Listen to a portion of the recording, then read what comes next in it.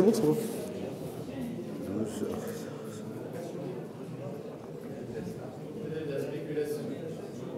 Ok. Il est arrivé le maire.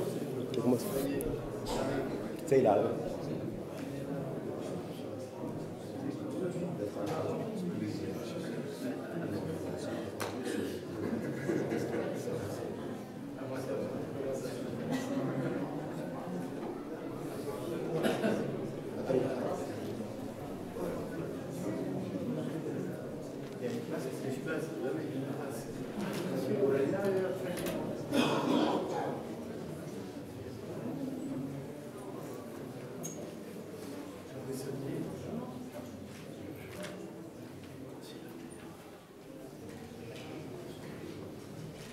Vas-y, on est prêt.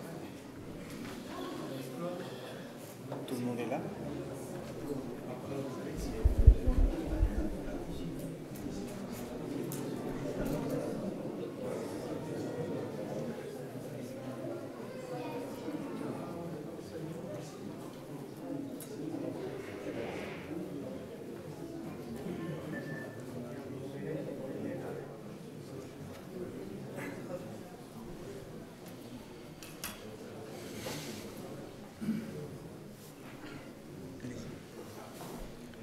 Bien, assalamu alaikum, que la paix soit sur vous, bonjour à tous. On va commencer notre 10e conférence interreligieuse. Pour certains, c'est maintenant un événement habituel et pour d'autres, c'est une découverte. Et pour ceux dont cet événement relève de la découverte, justement, on commence toujours par une récitation du Saint-Coran pour introduire cette conférence. Avant d'appeler la personne qui va faire cette récitation, je voulais simplement vous dire que cette année, on a une nouveauté par rapport aux éditions précédentes, si on peut dire ça comme ça. C'est que cette conférence interreligieuse est retransmise en live sur la chaîne YouTube. Alors la personne qui est venue vous introduire le nom de la chaîne YouTube, dont je ne me souviens plus les détails exacts, mais pour toutes les personnes qui voudraient avoir accès à cette chaîne, qui est une chaîne live 24 heures sur 24 où on diffuse un peu nos événements, eh bien, qui n'hésite pas à venir voir le président de l'association, il sera ravi de pouvoir vous renseigner sur le sujet. Donc conformément à notre rituel, si je puis dire ça comme ça, j'invite M. Bab al-Mansour à venir réciter le Saint-Coran.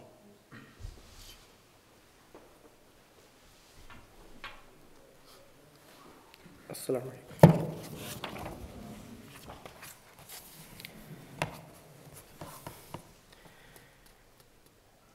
أعوذ بالله من الشيطان الرجيم بسم الله الرحمن الرحيم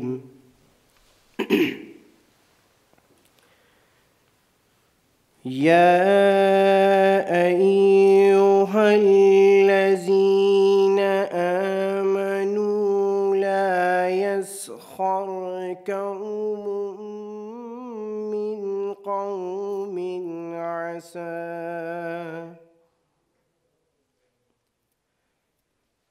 عسى أن يكونوا خيرا منهم ولا نساء من نساء عسى أن يكن خيرا منهن ولا تلمزوا أنفسكم ولا تنابزوا بالألقاب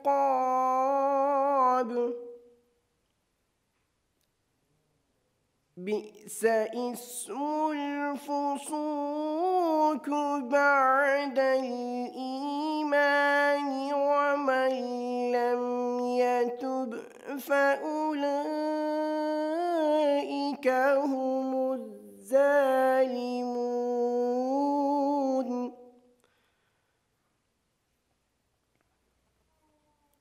يا أيها الذين آمنوا اجتنبوا كثيرا من الظن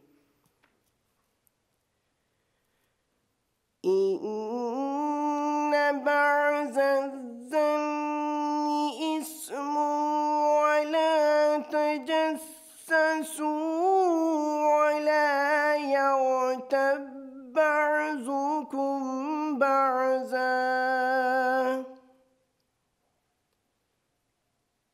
أيحب أحدكم أن يأكل لحم أخيه ميتا فكرهتموه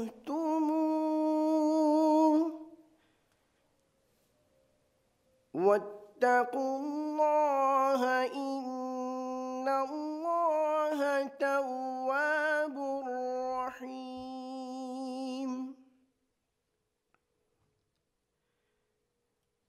يا أيها الناس إنا خلقناكم من ذكر وأنثى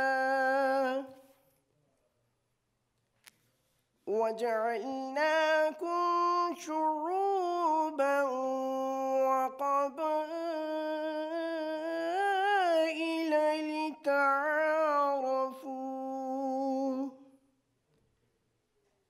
إن أكرمكم عند الله أتقاكم إن الله عليم خبير.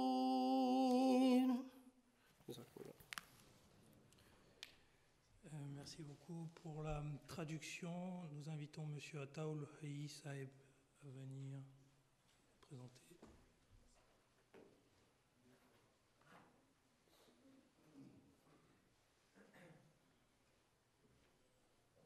Assalamu alaikum.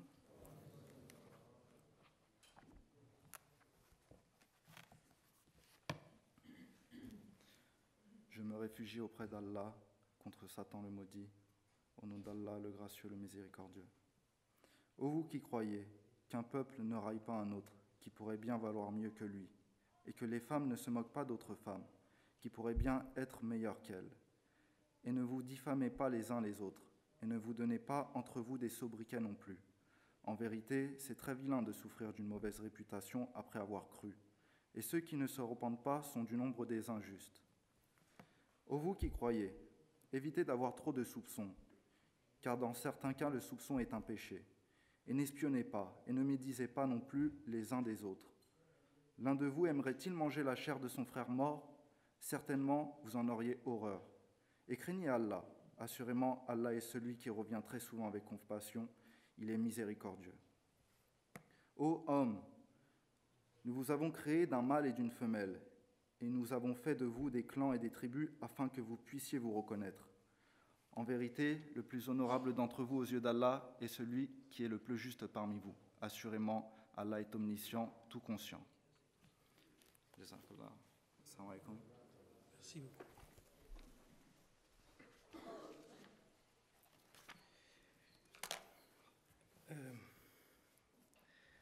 Alors ce matin, quand on m'a appris que je devais présenter l'Ahmadiyya, je me disais comment le faire sans que chaque année ne devienne simplement une répétition de ce que l'on a déjà dit l'année dernière pour ceux qui sont habitués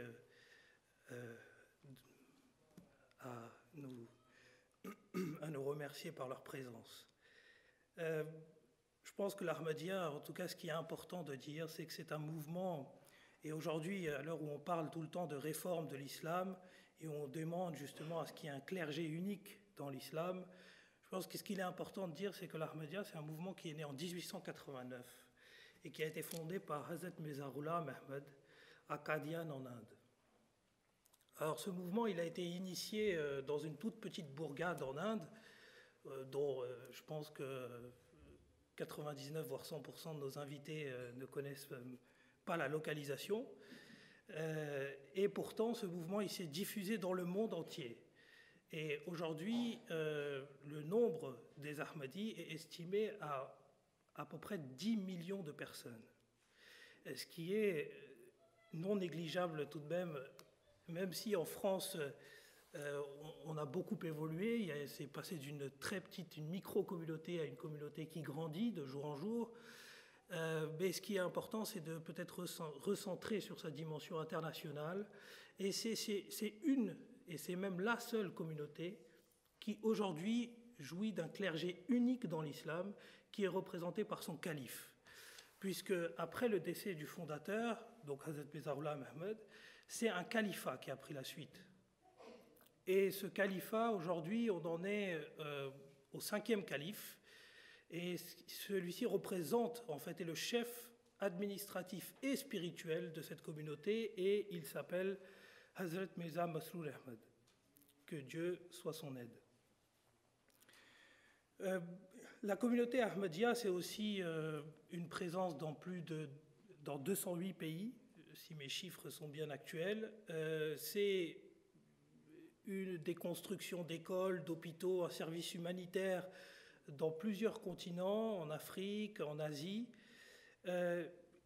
Mais peut-être pour rattacher à l'événement pour lequel nous sommes réunis aujourd'hui, qui est celui du dialogue interreligieux, ce qui est intéressant de noter, c'est que l'Ahmadiyya est peut-être une des communautés qui a initié dans ses prémices le dialogue interreligieux.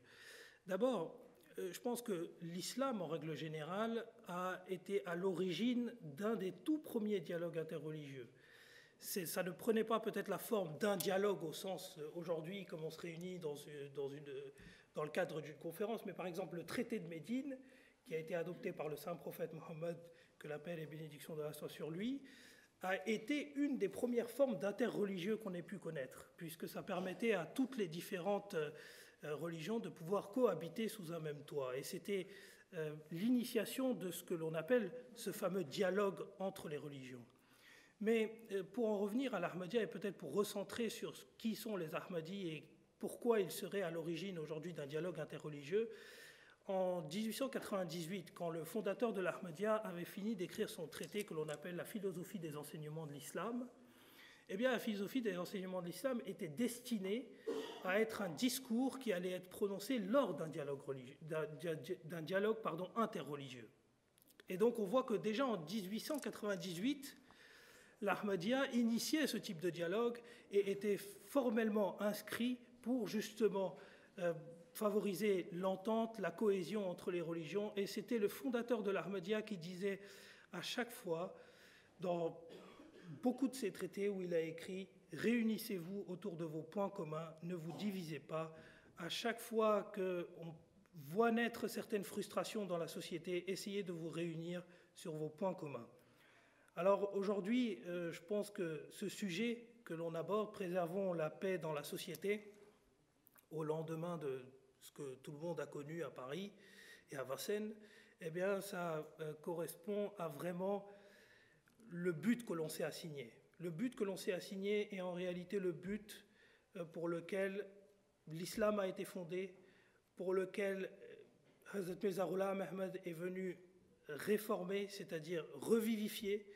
Et ce but, c'est toujours de rester dans la cohésion, dans l'entente, et c'est aujourd'hui ce que l'on va poursuivre. Et voilà ce que je pouvais vous dire en quelques mots introductifs, en tout cas sur la communauté musulmane Ahmadiyya. Merci.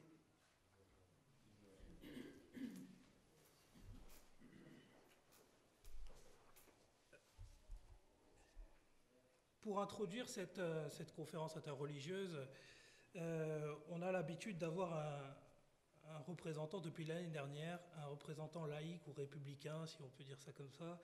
Donc j'invite monsieur le maire de Saint-Prix, monsieur Ange Albert, à venir s'exprimer à notre tribune. Alors je me permets de vous saluer. Voilà, bah écoutez, bonjour. Je ne vais pas rester dire très longtemps, parce que vous savez qu'aujourd'hui, c'est une journée un peu particulière pour la République. les électeurs, les citoyens sont appelés à voter pour des élections départementales qui sont importantes. Elles concernent notre quotidien. Tiens, je peux commencer par ça, parce que finalement, préserver la paix, c'est aussi une façon, je crois que pour la préserver la paix, il faut qu'on sache bien à quoi notre démocratie sert. C'est un élément important. Et les élections départementales, c'est importantes, les élections locales. On n'est pas dans la politique politicienne. Normalement, on ne devrait pas l'être, même si beaucoup de partis politiques veulent en faire une affaire d'ampleur nationale. Moi, je pense qu'en tant qu'élu local, ça reste des élections locales. C'est-à-dire que les départements s'occupent des collèges, s'occupent des routes départementales, s'occupent de l'action sociale. Bref, de notre quotidien, il y a dans cette dimension-là rien de tellement politique nationale. Mais voilà, malheureusement, trop peu de Français, j'allais dire citoyens, se mobilisent pour ces élections alors que ça concerne leur quotidien. Et par exemple, à Saint-Prix, aucun investissement important ne se fait sans le Conseil général. Donc il est toujours important d'avoir de bonnes relations avec le Conseil général, évidemment. Bon, ceci étant, moi je voudrais simplement vous féliciter une nouvelle fois, mais c'est vrai, comment ne pas dire chaque année la même chose? En même temps, c'est important de dire la même chose, 100 fois sur le métier, remettre ton ouvrage, n'est-ce pas? Et donc, ça veut bien dire ce que ça veut dire, c'est que une idée qu'on a profondément ancrée en soi, il est important de la rappeler et de la répéter à toute occasion. Et c'est finalement une bonne chose que de le faire malgré tout. Même si ça devait être que ça serait déjà extrêmement important. Donc oui, rappelons ces convictions qui sont les nôtres, celles d'un dialogue, d'une compréhension, d'une connaissance mutuelle. Ça fait partie des critères ou des conditions pour préserver la paix dans notre société. Donc, merci à vous d'organiser, merci aux invités d'être présents, merci à vous de nous écouter. C'est extrêmement important qu'en effet, on puisse avoir ces moments-là. Que dire si ce n'est que pour Saint-Prix, qui sommes une petite parcelle de la République, eh bien, de rappeler tout l'intérêt des valeurs de la République, et notamment de la laïcité. La laïcité n'est pas l'ennemi des religions, c'est au contraire le cadre dans lequel toutes les religions, à condition de respecter les autres, eh bien, ont toute motivation à pouvoir s'exprimer. Or, dans le monde, finalement, nous aussi, finalement, quelque part, vous rappeliez dans votre historique la particularité de ce petit village qui a fait naître un mouvement. Finalement, la France est aussi un pays qui a fait naître un certain nombre de convictions qui vont dans ce sens. Hein. C'est le pays des droits de l'homme, dit-on. C'est un pays qui a voulu mettre en avant des droits fondamentaux qui se croisent et qui sont communs, évidemment, à toutes les religions. Et d'ailleurs, vous avez bien fait de rappeler tout à l'heure qu'il faut se réunir sur ce qui nous rassemble. Or, parmi les éléments qui nous rassemblent, les droits de l'homme, au sens large, sont évidemment ceux-là. Notre pays est un pays comme ça, qui s'est battu et qui a voulu faire en sorte que soient mis en exergue, en avant, ces fameux droits de l'homme. Alors, je ne sais pas si on les respecte toujours bien, si c'est parfaitement parfait, il y a encore des erreurs, il y a certainement plein de bêtises, ok, mais c'est quand même la volonté de notre pays, c'est sa force. Et je crois que pour préserver la paix, je terminerai par ça, il faut être sûr de ses propres convictions, il faut savoir les défendre, il faut savoir les mettre en avant, montrer que ce que sont nos convictions, eh bien, sont de nature à être respectables. C'est ça qu'il faut qu'on arrive à faire pour préserver la paix. Car dans le monde, on ne peut observer qu'une chose, c'est la guerre. Le monde, aujourd'hui, c'est beaucoup d'endroits, beaucoup de foyers de guerre. Vous en avez été, et vous en êtes toujours les victimes, dans les pays d'origine qui sont les vôtres. Vous avez été pourchassés, et même plus que pourchassés. Mais aujourd'hui, d'autres communautés le sont. Les chrétiens d'Orient sont menacés, les juifs sont menacés. Partout dans le monde, des foyers de guerre s'installent. La paix n'est jamais acquise, c'est toujours un combat. Là aussi, il faut toujours remettre, les gens de bonne volonté autour de cette volonté si on veut la conserver, la paix. Alors je crois qu'il faut, pour la conserver, non pas critiquer ce qui se passe à l'extérieur toujours, mais essayer de montrer ce qui est bon en nous, pour que ça attire, finalement, que la reconnaissance se fasse sur nos valeurs, sur les valeurs qui sont celles de la paix, donc qui sont sur celles de la tolérance, qui sont celles de l'amitié, de la relation entre les uns et les autres, la tolérance entre les religions, la tolérance des religions par rapport à ceux qui ne sont pas dans la religion, évidemment aussi. Et puis cette laïcité qui est la nôtre dans notre pays, eh bien, nous semble être les conditions, quelque part un peu comme la terre. Quand on sème une graine, il faut aussi qu'il y ait de la terre, quoi. Et le terreau permettant à toutes les graines de pousser, ben, c'est la République. c'est la laïcité, c'est notre point de vue en tout cas. Et puis, dans ce terreau, poussent toutes les graines qui peuvent s'exprimer dans ce terreau-là. Écoutez, voilà, il faut que nous soyons tous, je crois, pour préserver la paix, capables de nous écouter, bien sûr, capables de discuter, de converser, de mieux se connaître, parce que finalement, beaucoup d'erreurs, et plus que des erreurs, naissent souvent de la méconnaissance, de l'ignorance. La pire des dangers, et je terminerai aussi par ça peut-être, c'est de lutter contre l'ignorance. Préserver la paix, c'est enseigner, c'est faire comprendre, c'est faire connaître, c'est transmettre nos connaissances. Et d'ailleurs, les forces qui nous opposent, qui sont opposées aujourd'hui à ça, sont des forces qui détruisent la culture, détruisent la connaissance. Dans le monde aujourd'hui, on voit des témoignages de ce que cette volonté de détruire l'histoire, de détruire la culture, les racines qui sont les nôtres. Donc, une des raisons aussi de préserver la paix, me semble-t-il, c'est certainement d'être accroché à nos cultures, à l'ensemble de nos cultures, et de les défendre, de les faire valoir, de les mettre en exergue. C'est ce que chacun d'entre vous sans doute fait. Et pour tout ça, écoutez, je vous remercie de ce travail. Et je terminerai mon propos en vous souhaitant une bonne fin de conférence, parce qu'il va falloir que je retourne dans nos bureaux de vote, veiller à ce que les élections se passent bien. Et je vous souhaite à toutes et à toutes une très bonne conférence aujourd'hui. Merci à vous. Merci.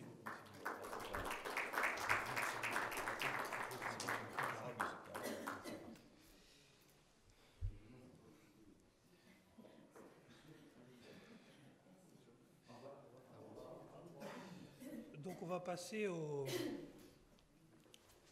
à nos orateurs qui sont les représentants des différentes religions.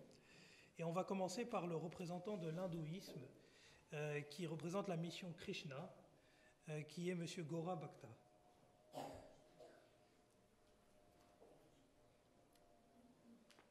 Bonjour, salam alaikum. Je suis très ravi et très heureux d'être parmi vous aujourd'hui. Je remercie l'association Ahmadiyya qui nous invite donc tous les ans, et c'est vraiment avec un grand plaisir que nous partageons ce moment exceptionnel, parce qu'on sent vraiment la fraternité, l'accueil, l'amitié, et ça fait vraiment chaud au cœur.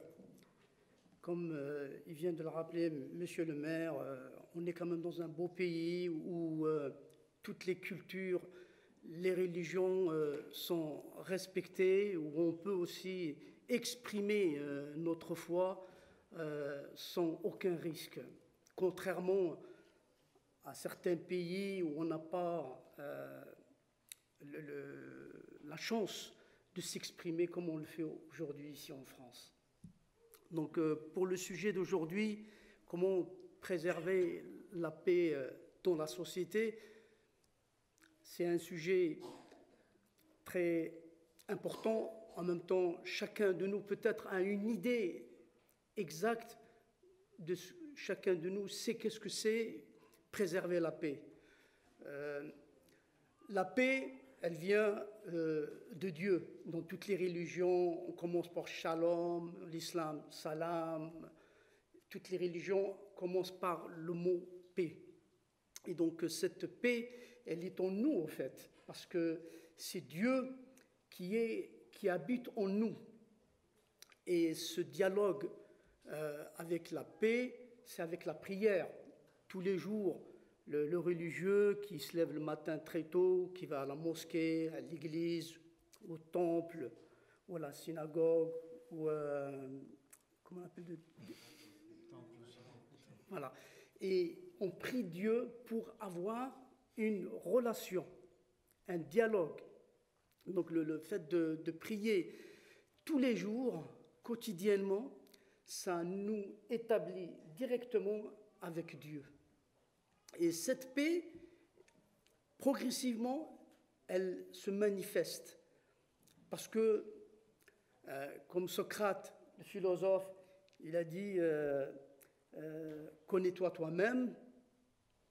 Et en apprenant qui nous sommes, qu'il y a Dieu en nous, on commence à comprendre la sagesse. Et en fréquentant les gens aussi qui pratiquent cette sagesse, on va être inspiré par leur comportement. Dis-moi qui tu fréquentes, je te dirai qui tu es. Donc c'est bien qu'on soit tous réunis aujourd'hui toutes les religions diverses, mais on a un seul et même but, c'est la fraternité, c'est l'amour de Dieu, c'est comment respecter le prochain et comment répondre aussi le message universel d'amour de Dieu.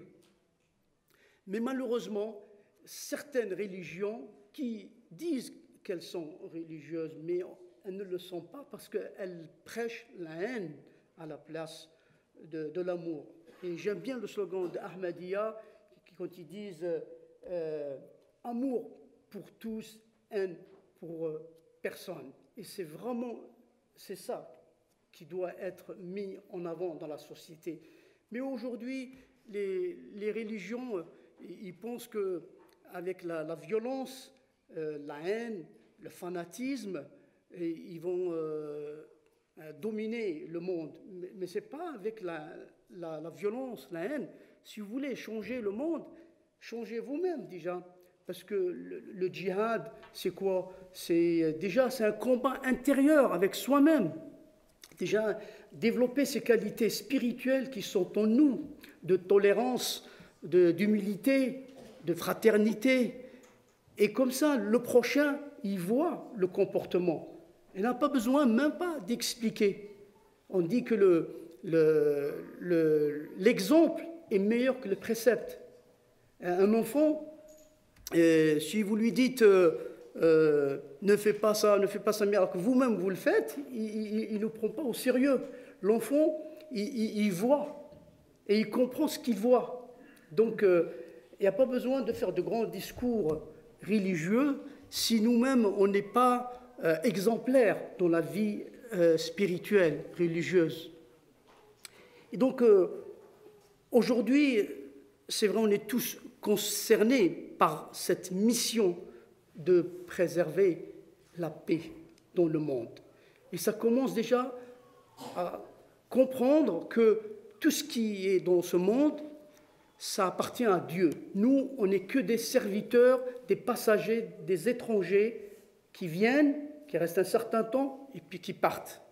Et que Dieu, il est le propriétaire de toutes choses. Et c'est lui le bénéficiaire aussi de toutes les austérités et les sacrifices.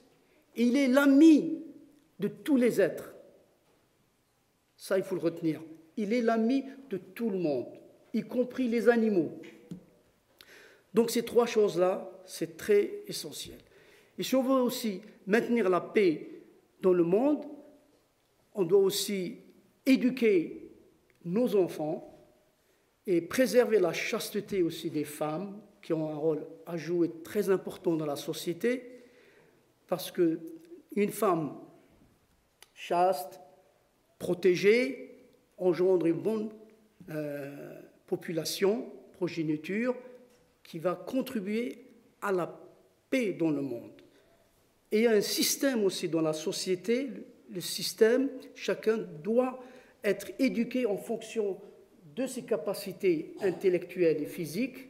On appelle ça Varna Ashram, c'est-à-dire chacun doit être là où il est fait pour, et œuvrer pour le bien de la société. Mais aujourd'hui, comme les femmes ne sont pas protégées, il n'y a pas de chasteté, il y a une progéniture indésirée, il y a le chaos dans la société parce que personne ne sait qui est qui. Et ça donne la confusion dans la société.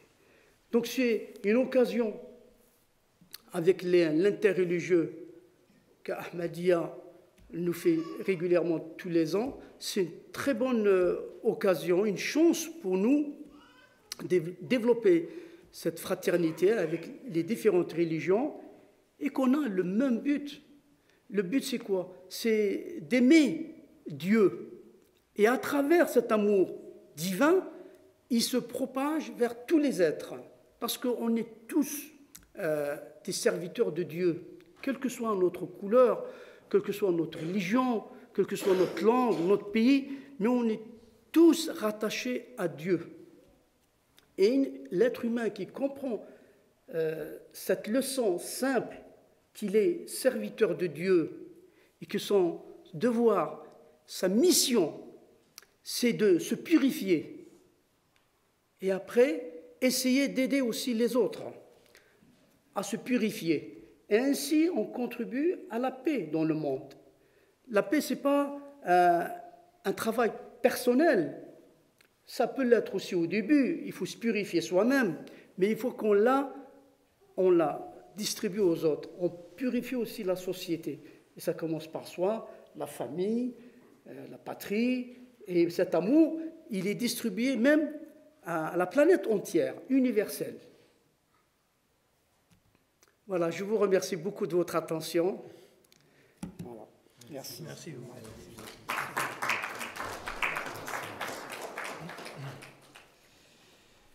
Alors, le deuxième orateur est le représentant du bouddhisme.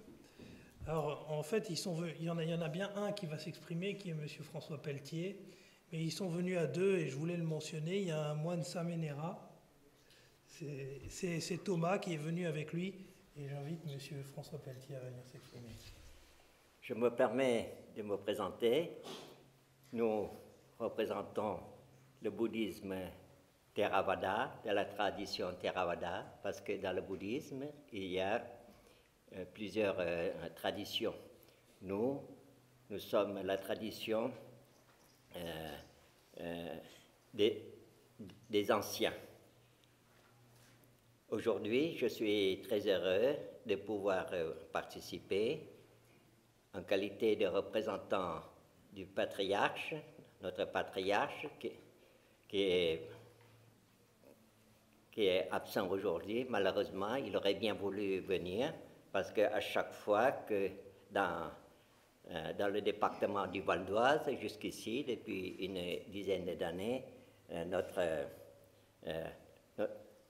patriarche s'est fait un devoir d'y être toujours présent. Bon, il faut dire que nous avons été informés, bon, ce n'est pas de votre faute, je pense, nous avons été informés qu'hier. Alors, je ne me suis pas du tout préparé. Je suis un des représentants laïcs. Aujourd'hui, nous avons un moine, mais il est jeune, c'est un moine novice. C'est pour cela, vous pouvez vous présenter, puisque c'est vous le vrai représentant. Moi, je suis que le plus humble serviteur. Voilà, vous êtes le représentant. Voilà. Bon, mais je poursuis. On parle de religion monothéiste et on semble oublier les bouddhistes. On parle toujours, voilà, judéo-chrétienne, juifs, musulmans, chrétiens, mais le bouddhisme a un Dieu, c'est le Dieu de toutes choses, c'est le Dieu créateur, le Dieu qui conserve. C'est le Dieu qui renouvelle l'univers, c'est lui. Donc, nous, bouddhistes, de fait, on n'a pas d'opposition, bien au contraire. D'autre part, voyez-vous, nous, le thème, c'est préservons la paix. Bon, les bouddhistes, dans cette religion, pour eux, les trois racines, parce que je vais être très très bref, parce que bon, personne ne connaît pas encore le bouddhisme, ou ils ont une compréhension assez superficielle, dirais-je. Je m'excuse parce que je ne trouve pas les mots, je ne suis pas le... les trois racines du mal. Ils appellent ça l'opa.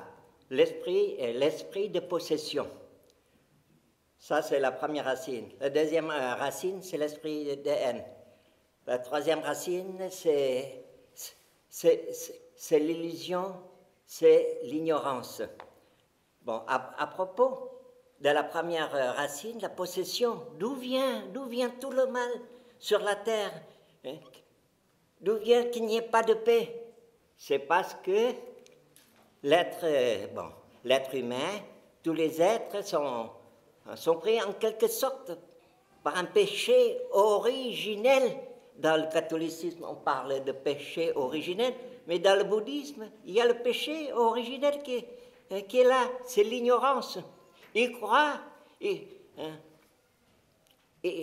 croit qu'il possède un soi qui lui est propre, qui est indépendant, alors qu'il n'est que le résultat d'un processus, comme mon prédécesseur a dit. Nous avons un Dieu, un principe vraiment absolu. C'est pour cela que nous nous rejoignons tous. Et en ce qui concerne la paix, nous, en tant que bouddhistes, nous sommes possédés au départ par l'ignorance. Nous croyons que nous existons par nous-mêmes. Je pense, donc je suis. C'est le péché d'orgueil. Voilà, ça me fait penser à la Bible, tout ça. Donc, étant donné que ce que nous pensons être nous-mêmes, de fait, nous ne sommes que le résultat d'un processus, du principe absolu et de Dieu. Donc, on est là pour faire ses volontés et pour nous aimer, puisque nous sommes tous des êtres créés par ce principe, et que du fait que la racine du mal, le moi, le je, bon, en français, on dit que le je, le moi, est haïssable. Donc, l'idée de possession, d'être, de penser, je suis, est une illusion. Si nous pouvons transcender cela, transcender le moi, donc il n'y aurait plus de problème. C'est ce que je pense. Donc, aujourd'hui, j'ai parlé à la place du grand patriarche. Voyez-vous, c'est la première fois, disons, que je parle en son nom. Voudrais bien m'en excuser. Eh bien, je vous dis, je suis là, je suis l'humble serviteur de tous nos frères qui sont ici présents. Je vous remercie.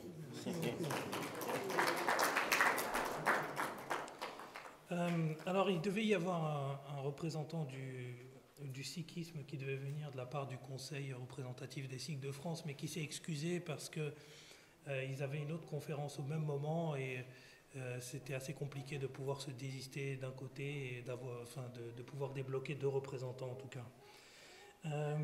Pour le 4e orateur de cet après-midi, j'appelle M. Saulnier François, qui représente l'Église catholique, à bien vouloir s'exprimer à cette tribune.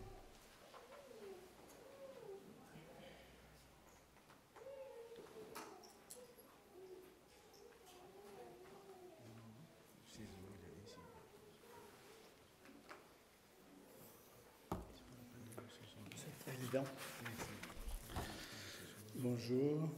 Bonjour tous les représentants des différentes communautés.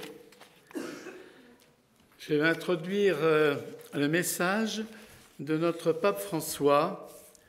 Ce message a été adressé lors de la 48e journée mondiale de la paix.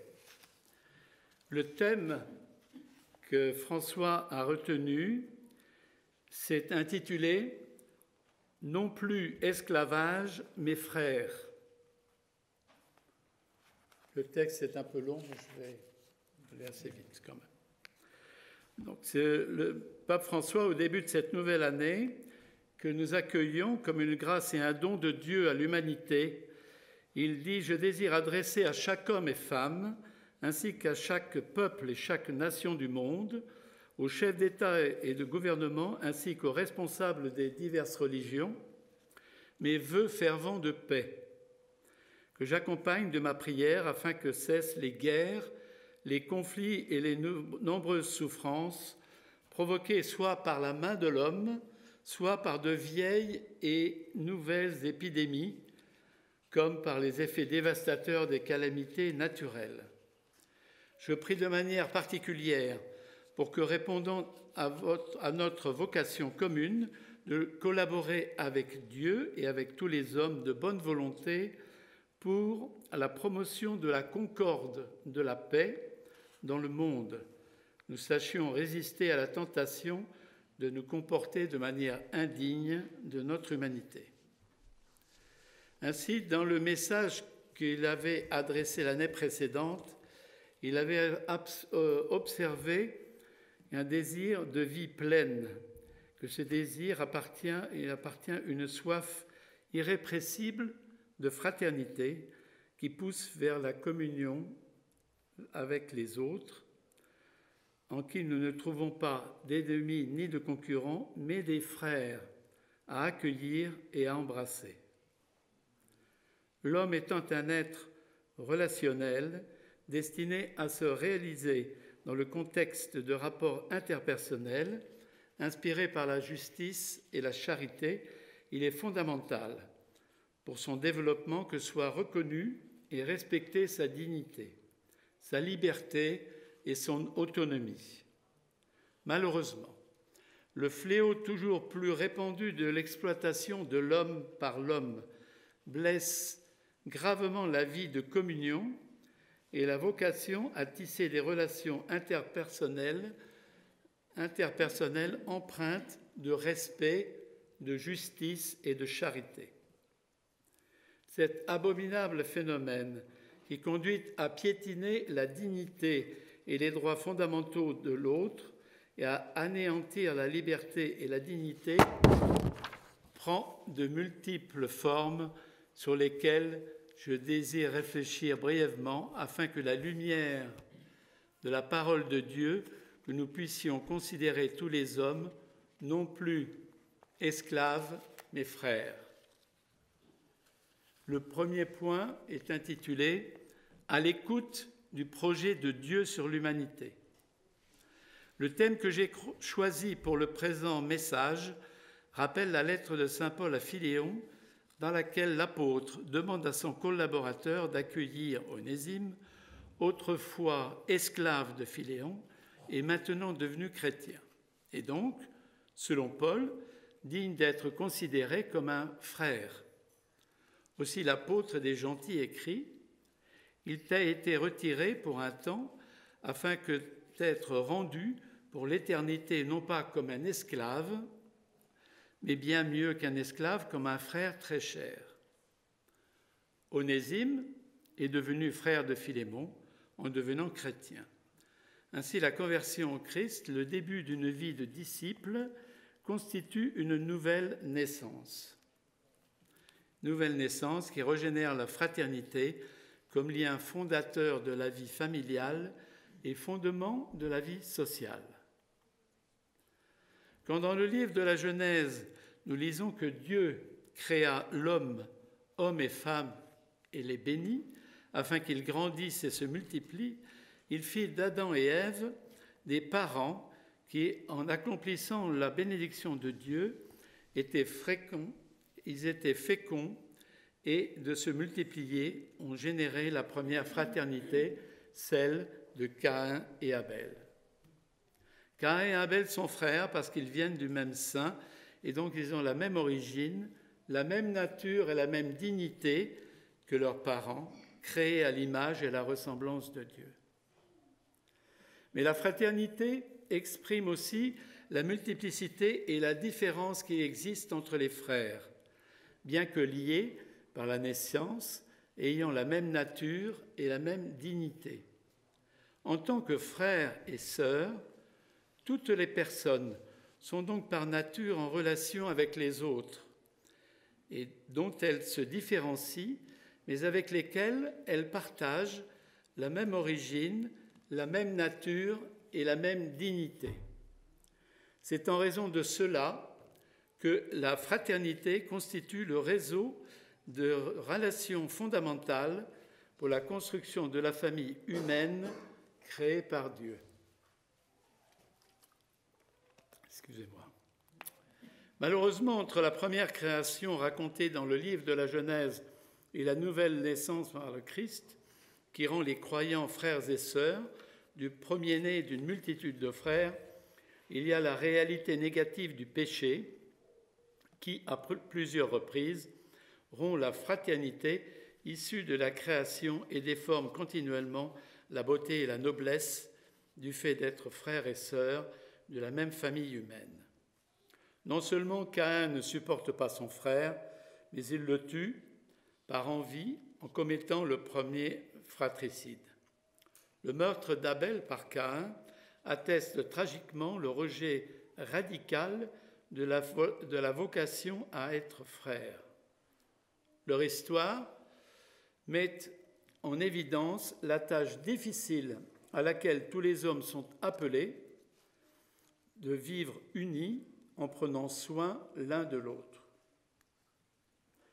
Parallèlement, dans l'histoire de la famille de Noé et de ses fils, c'est l'impiété de Cham à l'égard de son père Noé qui pousse celui-ci à maudire le fils irrévérencieux et bénit les autres, ceux qu'il avait honorés, en créant ainsi une inégalité entre frères nés d'un même sein. Dans le récit des origines de la famille humaine, le péché d'éloignement de Dieu, de la figure du père et du frère, devient une expression de refus de la communion et se traduit par la culture de l'asservissement, avec les conséquences que cela implique et qui se prolongent de génération en génération. Refus de l'autre, maltraitance des personnes, violation de la dignité et des droits fondamentaux, institutionnalisés d'inégalité.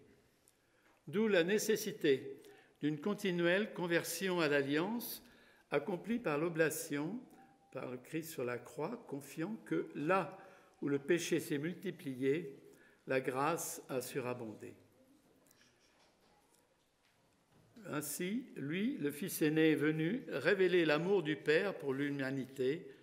Quiconque écoute l'Évangile et répond à l'appel de la conversion devient pour Jésus un frère et une sœur et une mère, et par conséquent, fils adoptif de son Père.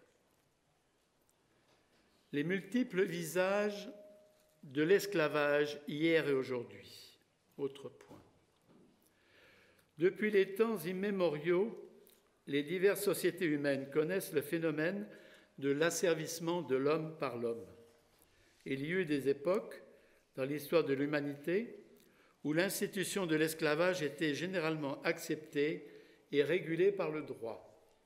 Ce dernier établissait qui naissait libre et qui, au contraire, naissait esclave, et également dans quelles conditions la personne, née libre, pouvait perdre sa liberté et la reconquérir. En d'autres termes, le droit lui-même admettait que certaines personnes pouvaient ou devaient être considérées comme la propriété d'une autre personne, laquelle pouvait en disposer librement. L'esclave pouvait être vendu ou acheté, cédé ou acquis, comme s'il était une marchandise. Aujourd'hui, suite à une évolution positive de la conscience de l'humanité, l'esclavage, crime de lèse-humanité, a été formellement aboli dans le monde. Le droit de chaque personne à ne pas être tenue en état d'esclavage et de servitude a été reconnu dans le droit international comme norme contraignante. Et pourtant, bien que la communauté internationale ait adopté de nombreux accords en vue de mettre un terme à l'esclavage sous toutes ses formes et mis en marche diverses stratégies pour combattre ce phénomène, aujourd'hui encore des millions de personnes, enfants, hommes et femmes de tout âge, sont privés de liberté et contraintes à vivre dans des conditions assimilables à celles de l'esclavage. Je pense, dit François, aux nombreux travailleurs et travailleuses, même mineurs, asservis dans les différents secteurs, au niveau formel et informel, du travail domestique au travail agricole, de l'industrie, manufacturière, au secteur minier, tant dans les pays où la législation du travail n'est pas conforme aux normes et aux standards minimaux internationaux, que même illégalement dans les pays où la législation protège le travailleur. Je pense aussi aux conditions de vie de nombreux migrants qui, dans leur dramatique parcours, souffrent de la faim, sont privés de liberté, dépouillés de leurs biens ou abusés physiquement et sexuellement. Je pense, comme ceux d'entre eux qui arrivaient à destination après un voyage dans des conditions physiques très dures et dominées par la peur et l'insécurité, sont détenus dans des conditions souvent inhumaines.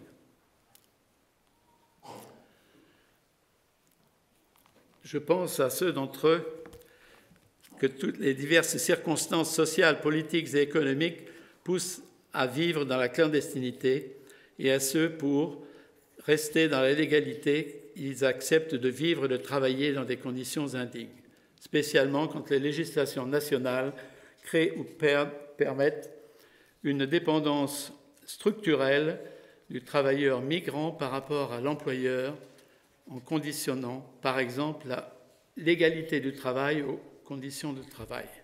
Oui, je pense au travail esclave. J'abrège. Quelques causes profondes de l'esclavage. Aujourd'hui comme hier, à la racine de l'esclavage, il y a une conception de la personne humaine qui admet la possibilité de la traiter comme un objet.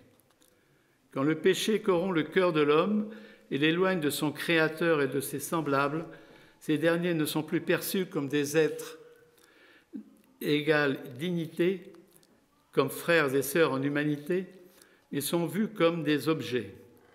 La personne humaine, créée à l'image et à la ressemblance de Dieu, par la force, par la tromperie ou encore par la contrainte physique ou psychologique, est privée de sa liberté, commercialisée, réduite à être la propriété de quelqu'un. Elle est traitée comme un moyen et non comme une fin. Engagement commun pour vaincre l'esclavage.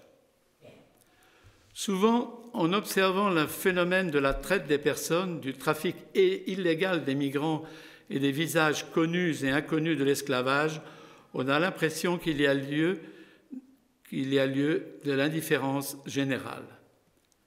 Mais malheureusement, cela est vrai en grande partie.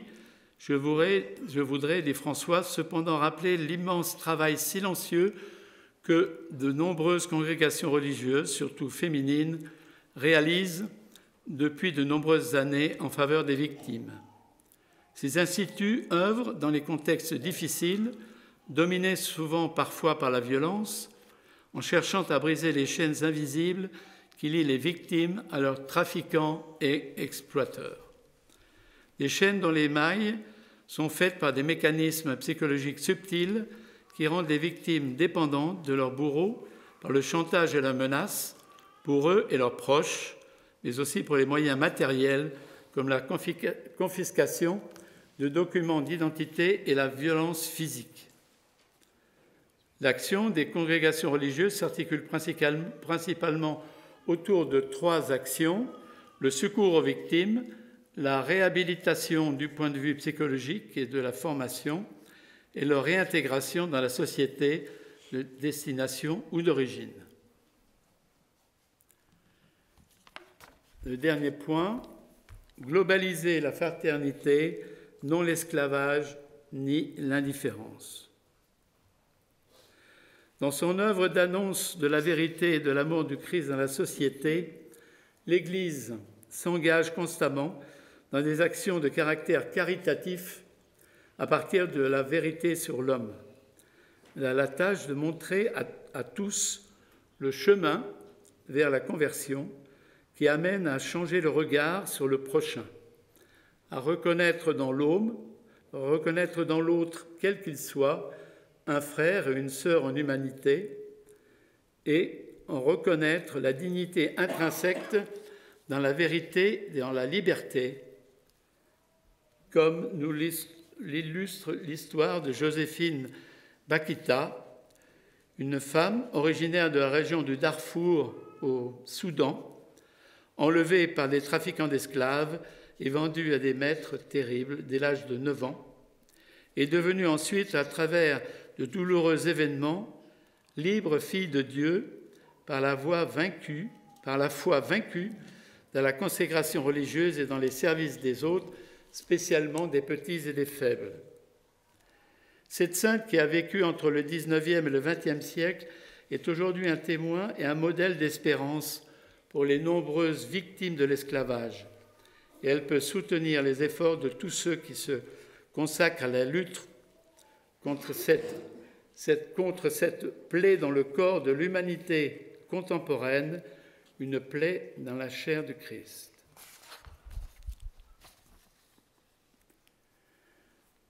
Ainsi, nous savons que Dieu demandera à chacun de nous « Qu'as-tu fait de ton frère ?»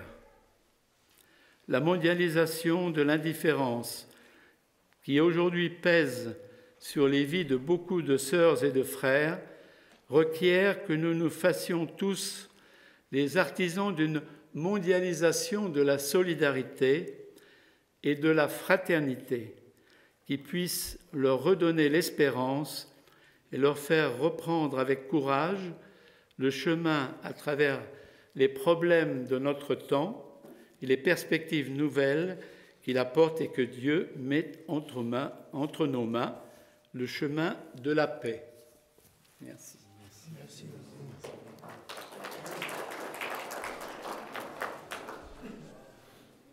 Alors, cette année, peut-être tout nouveau participant, puisqu'on est régulièrement invité aussi à participer à certains des événements qui sont organisés.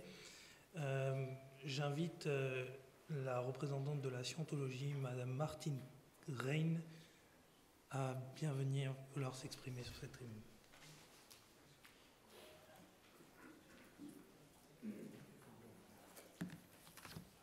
Bonjour.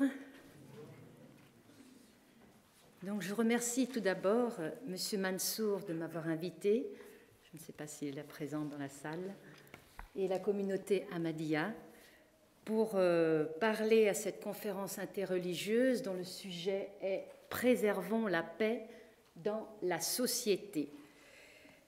Alors, effectivement, en tant que membre de la scientologie, je suis très concernée en tant que défenseur des droits humains, parce qu'effectivement, avec ce qui se passe dans la société, on ne peut pas rester indifférent. Et il y a déjà plusieurs dizaines d'années, le fondateur de la scientologie, M. Ron Hubbard, disait dans un texte intitulé « L'influence de la religion dans la société ». C'est un texte, j'ai pris juste un tout petit paragraphe.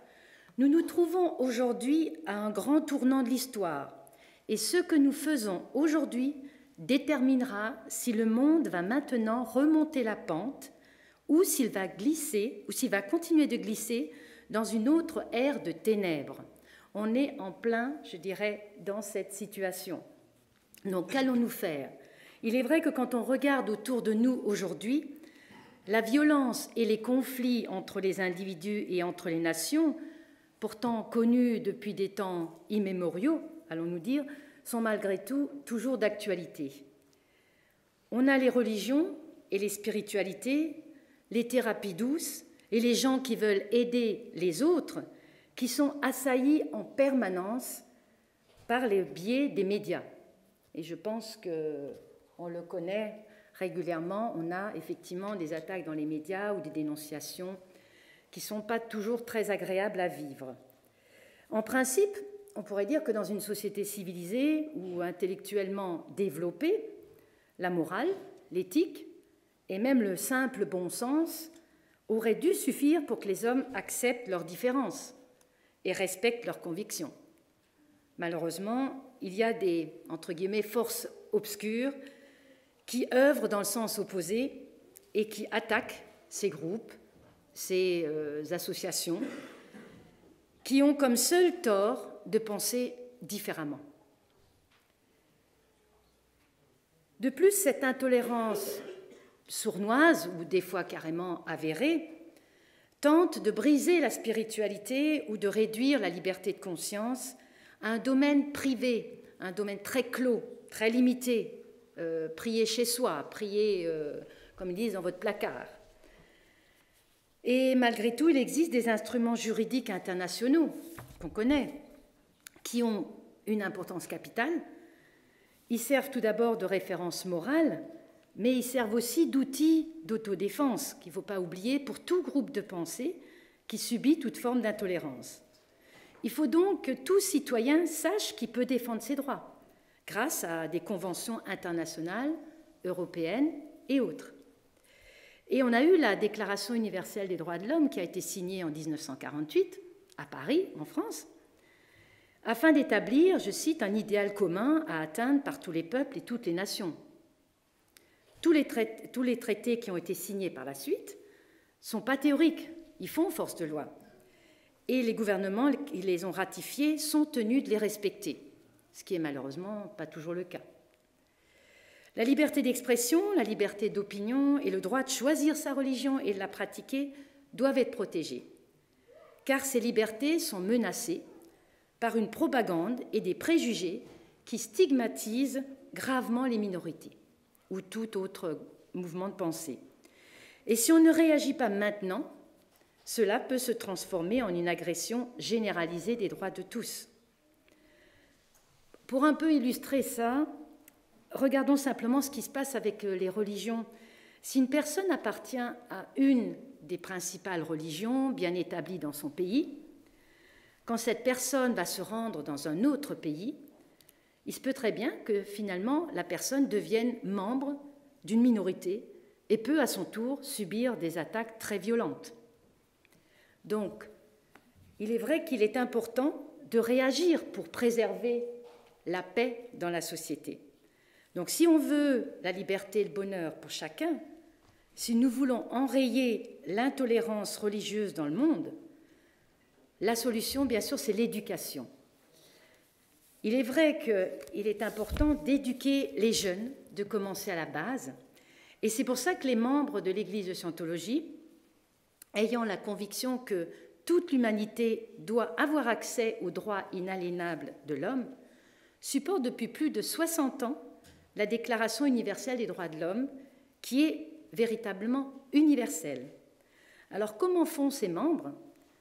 C'est tout simplement au travers d'une campagne d'éducation, car comme on a pu l'observer autour de soi, et je l'ai observé moi-même en étant sur le terrain, les droits de l'homme sont souvent trop méconnus. Il y a plus de 10 ans, j'ai créé à Paris la première association qui s'appelle Des Jeunes pour les droits de l'homme. C'est une association qui est internationale. Et j'ai créé une antenne à Paris avec des jeunes et on a commencé à distribuer ces petits livrets qui ont été vulgarisés, c'est-à-dire qui ont été simplifiés avec la Déclaration universelle des droits de l'homme, les 30 articles qui ont été simplifiés avec des petits dessins pour que tout enfant puisse accéder aussi à ce savoir. Et on a distribué ceci dans le but vraiment de faire en sorte que les droits soient connus, appliqués par tous et pour tous, et je précise pour chaque être humain sur cette planète. Comme je disais, cette association est internationale et sa présidente, qui est née en Afrique du Sud, elle a connu l'apartheid, elle a été témoin de toutes les discriminations, différents types de discriminations, aussi bien raciales que religieuses, et elle a décidé de sensibiliser les jeunes pour qu'ils deviennent les futurs ambassadeurs de la paix. Comme disait tout à l'heure un orateur, les enfants, c'est les futurs de la société, donc il faut déjà les sensibiliser et leur faire connaître ces droits. Et elle faisait régulièrement le tour du monde, cette présidente, et chaque année pour promouvoir les droits de l'homme. Et elle s'est rendue compte d'une chose, c'est que c'est bien gentil d'avoir des petits livres à distribuer, mais dans certains pays, vous avez des enfants qui sont illettrés. Donc comment faire quand les enfants sont illettrés? Donc il n'y a que le visuel qui peut marcher. Donc elle a décidé en fait de créer des spots, 30 spots, sur les 30 articles de la Déclaration universelle des droits de l'homme. Et elle a donc continué aussi son périple en faisant régulièrement chaque année un grand sommet international Il s'est tenu plusieurs années à Genève et plusieurs années à Bruxelles, où il a invité des ambassadeurs, des officiels, des associations pour promouvoir cette Déclaration universelle des droits de l'homme et faire en sorte qu'on ait la paix sur cette planète. Et au cours de ce sommet international, vous avez différents groupes de jeunes qui sont invités. Donc comment préserver effectivement la paix dans la société, c'est faire aussi bouger ces jeunes. Donc on a invité les jeunes de tout pays à, je dirais, se former, à dialoguer, à se connaître. Donc il y a de différents horizons. Et comme on disait tout à l'heure, la connaissance amène la tolérance. Et ils ont décidé de créer chaque année, le 10 décembre, une marche internationale dans tous les pays pour pouvoir justement promouvoir cette Déclaration universelle des droits de l'homme et promouvoir la paix. Il y a eu aussi une démarche auprès des différentes instances gouvernementales et notamment au niveau du Mexique. La présidente de l'association a travaillé avec l'État de Chiapas au Mexique et ils ont finalement réussi à incorporer officiellement la Déclaration universelle des droits de l'homme au sein de la Constitution, qui n'existait pas d'ailleurs. Et à partir du moment où ça a été accepté au niveau de l'État du Chiapas, ils ont finalement décidé de signer l'amendement le 9 juin 2011, avec le président du Mexique qui a signé l'amendement qui a été ratifié par chacun des États du Mexique pour officiellement incorporer la Déclaration universelle des droits de l'homme à la Constitution mexicaine. Donc c'est un grand pas en avant dans certains pays qui ne connaissaient pas la Déclaration universelle des droits de l'homme. Voilà comment la communauté scientologue cherche à préserver la paix dans la société. Il est vrai qu'on entend beaucoup en ce moment dans les médias, qu'il faut prôner dans les conférences, l'ouverture au dialogue, la connaissance de l'autre. Il est vrai que c'est important parce que toute ignorance, comme disait tout à l'heure un intervenant aussi, toute ignorance engendre l'intolérance. Donc voilà comment nous œuvrons au niveau de ce sujet, préservons la paix dans la société, comment nous œuvrons dans notre communauté. Je remercie la communauté Ahmadiyya de me permettre cette ouverture au dialogue et donc bien sûr à cette tolérance et donc à la paix sur cette planète. Merci beaucoup à tous de m'avoir écouté.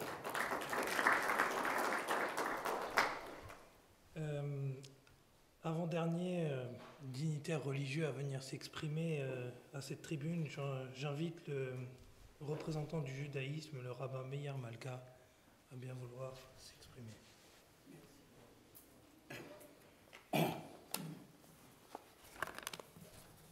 Merci beaucoup de me donner la parole. Je viens de Caen. Si vous connaissez Caen, c'est de la Normandie natale.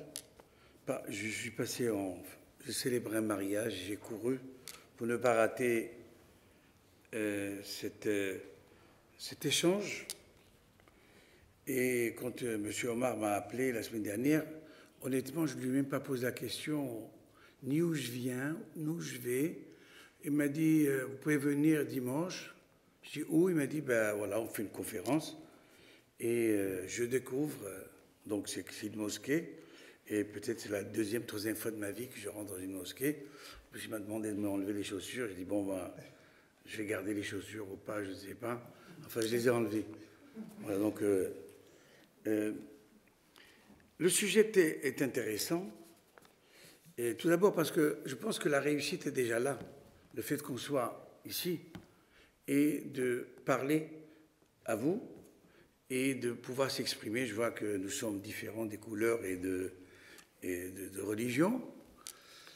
Et de comment préserver, donc nous préserver en quelque sorte la paix. Qu'est-ce que c'est salam? Qu'est-ce que c'est la paix? Qu'est-ce que c'est le shalom? C'est un mot qui ne veut rien dire, qui veut tout dire. Parce qu'on peut, c'est comme toutes les sauces, on peut mettre ce qu'on veut, il y a une sauce. Et la paix, la même chose. On parle beaucoup de la paix, mais à mon avis, personne ne connaît la définition de la paix, parce que si quelqu'un connaissait la définition de la paix, il aurait été milliardaire déjà. Il aurait vendu le concept et l'application aurait été extraordinaire. Mais apparemment, tout le monde tâtonne dans le noir, puisque qu'est-ce que c'est la paix? Qu'est-ce que la paix? Se marier ensemble, faire des enfants, se confondre. Quoi? Qu'est-ce que c'est la paix? Quoi? C'est une très très bonne question, et je pense que, j'espère qu'en sortant d'ici, on aurait compris qu'il y a un sens dans la paix. Si on peut avoir plus, ben tant mieux, c'est déjà pas mal. Mais moi, je vous félicite, vous, l'Assemblée, que depuis des heures, vous êtes là, à écouter, sagement, en applaudissant. Moi, je vous tire mon chapeau, franchement. Moi, j'aurais sorti mon iPhone, j'aurais joué avec l'iPhone, j'aurais fait quelque chose. Et vraiment, vous êtes des gens sages. Et donc, déjà, vous méritez les applaudissements, ça vous revient à vous. Alors, c'était simplement pour l'introduction et de dire que, il y a quelques semaines, j'avais participé à une réunion comme celle-là, après les événements, et un des interlocuteurs a dit ben, il faut prier ensemble. Je dis et pourquoi vous voulez qu'on prie ensemble? Et nous ne sommes pas différents des uns des autres. Si on prie ensemble, c'est qu'il y a un de nous qui doit laisser la place à l'autre, que chacun prie comme il veut, comme sa tradition le dit. Et je dis, le fait de dire prier ensemble, c'est que tu ne me reconnais pas, je ne te reconnais pas. Je dis, Dieu nous a créés différents, ben, il faut respecter la définition de Dieu. Sinon, à ce moment-là, on est plus que Dieu. Donc c'est pourquoi je dis que chacun fasse sa prière. Par contre, on peut se voir autour d'un café, on peut se voir d'un thé à la menthe. J'ai vu des bons gâteaux tout à l'heure circuler. J'espère qu'on goûtera au gâteau. Au moins, on sera là. Donc, on sera parti avec les gâteaux. C'est déjà pas mal. C'est pas mal avec le miel. Mais il faut faire attention au cholestérol, au diabète, au tout. Voilà, donc c'est un problème de pouvoir... Voilà, même ensemble, on ne peut pas être parce qu'on ne peut pas manger, parce que certains, ils ne peuvent pas. Et donc, on raconte une histoire comme ça dans une usine. Il y avait un sacrificateur. Vous savez, ceux qui font halal, kasher. Et ils viennent... il venait tous les matins, il disait à celui qui était à la porte, il lui disait en hébreu Boker Tov. Boker Tov, c'est Sabah al-Khair. On dit en arabe, ou bien bonjour, on peut dire aussi. Et donc, et chaque fois que cette personne, il dit mais qu'est-ce qu'il me dit? Peut-être il est en train de m'insulter, qu'est-ce que c'est Boker Tov? Et un jour, il lui dit Boker Tov, il rentre, et il est parti faire son travail. Il y a quelqu'un qui comprenait l'hébreu, il lui a dit « Dis-moi, c'est quoi Boker Tov ?» Il a dit « Sabah al-Khair, bonjour. » Ah, c'est gentil ça. Eh bien, quand il va ressortir, ce rabbin, je vais dire merci beaucoup qu'il me salue tous les matins avec ses paroles. Et à ce moment-là, il a attendu, il voit qu'il ne sort pas. Il est parti chercher dans l'usine, il ne trouve pas. Et en fin de compte, cet homme-là, il devait mettre des tampons cachers sur la viande, dans un frigidaire, au frigo, et quelqu'un est passé, il a fermé la porte. Aujourd'hui, on peut ouvrir de l'intérieur, à l'époque, il n'y avait pas. Et donc, il était en train de geler, et cet homme-là, il est venu, et il l'a cherché, et puis en entend quelqu'un taper très très lentement, il ouvre, il dit, mais qu'est-ce que tu fais là-dedans? Il dit, mais heureusement, mais qu'est-ce que tu fais toi ici? Il dit, je suis venu te remercier tous les matins de me dire, Boker Tov, tu me souhaites donc un bonjour de ta part, ça me fait plaisir. Et c'est pour ça que je voulais te dire, regardez simplement, si on pouvait dire bonjour à une personne, tous les matins, on ne peut pas imaginer qu'est-ce que c'est la tolérance et l'amitié, la fraternité, le fait simplement de dire, donc préserver, nous préserver simplement, ce n'est pas la peine des discours, si on pouvait tous les matins de dire donc un grand bonjour avec grand sourire, même si les dents ne sont pas parfois extraordinaires, parce que parfois avec l'âge et tout.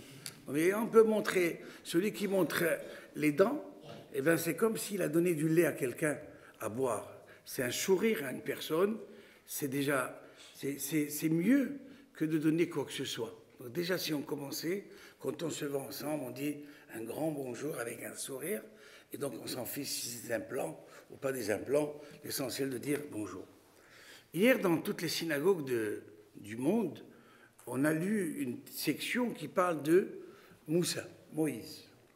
Et Dieu lui rend hommage dans le 3e livre, dans le Lévitique, dans le Pentateuque, ce qu'on appelle la Torah. Et donc, pourquoi Moïse a été choisi comme gouverneur, comme premier ministre du peuple juif qui est sorti d'Égypte il y a 3400 ans, qui était esclave?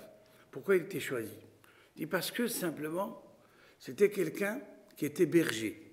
Il était berger et il avait dans le troupeau, on va dire, des jeunes, des moins jeunes et des vieux. Enfin, je parle de troupeau, je parle des agneaux. Et à ce moment-là, donc les premiers qui les sortaient, c'était les plus âgés parce qu'ils avaient besoin de trouver des petites herbes bien appétissantes pour eux. Une fois qu'ils ont fini, ils sortaient les moyens pour qu'eux-mêmes puissent profiter. Après, c'est les jeunes, la jeunesse l'a laissé dernier pour qu'ils puissent eux-mêmes, donc à leur manière, trouver les herbes qui sont un peu difficiles. Donc ils ne les mélangeaient pas. Ils savaient que chacun, il avait son heure et son temps.